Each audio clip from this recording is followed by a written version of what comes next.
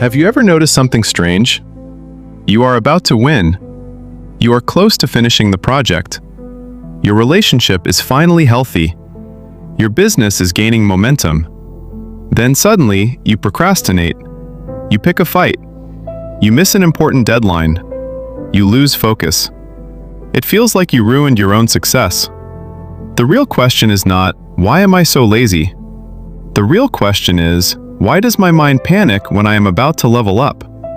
Today, we are breaking down the psychology of self-sabotage and why it often shows up right before success. First, understand this clearly. Self-sabotage is not proof that you are incapable. In many cases, it is a protection mechanism. Your brain is wired for survival, not success. It prefers what is familiar over what is better. Even if your current situation is stressful, small, or limiting, it is known. Success represents change. Change represents uncertainty, and uncertainty feels dangerous to the brain. Psychologists like Carl Jung talked about the shadow, the hidden part of us that carries fear, insecurity, and unresolved beliefs. When you start rising, that shadow gets activated. It whispers things like, what if you fail publicly? What if people expect more from you? What if you cannot handle the pressure? So, instead of facing those fears directly, your behavior changes. You delay.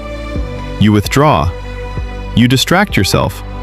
Not because you do not want success, but because a part of you does not feel safe with it. We talk a lot about fear of failure, but fear of success is just as powerful. Success brings visibility.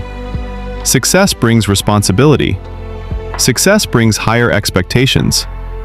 If you grew up being criticized, ignored, or told not to be too much, your nervous system may associate standing out with danger.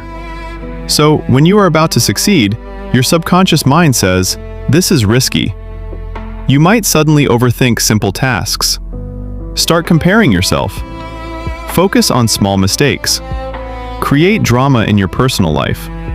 It feels random, but it is not. It is your mind trying to pull you back to emotional safety. Another powerful reason people self-sabotage is identity conflict. You can only perform consistently at the level you believe you deserve. If deep down you still see yourself as not good enough, the underdog, or the one who struggles, success creates internal tension.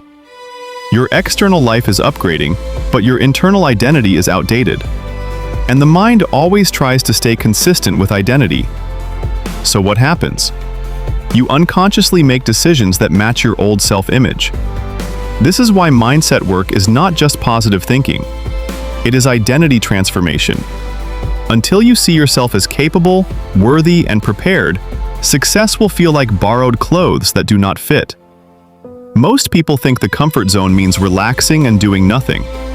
That is not always true. Your comfort zone can include stress. It can include struggle. It can include chaos. If you are used to instability, peace can feel uncomfortable. If you are used to being broke, financial growth can feel unfamiliar. The brain often chooses familiar pain over unfamiliar growth. So right before success, you might create small problems just to return to what feels normal. It is not logical. It is psychological conditioning. So how do you break the cycle? First, increase awareness. When you notice yourself procrastinating or pulling away, pause and ask yourself, what am I afraid will happen if I succeed? Second, upgrade your identity. Start speaking and acting from the version of you that already handles success well. Not fake confidence, but practiced confidence. Third, normalize discomfort. Growth will feel unfamiliar.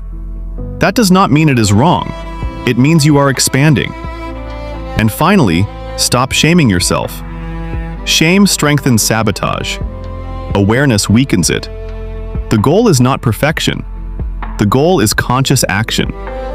If you have ever ruined an opportunity, delayed your own progress, or felt afraid right before a breakthrough, understand this clearly. You are not broken. You are facing the psychological resistance that comes with growth. The next time success gets close and fear rises, do not run.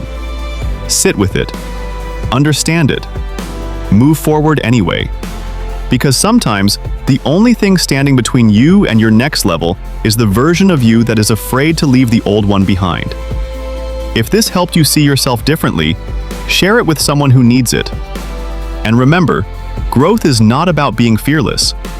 It is about acting despite the fear.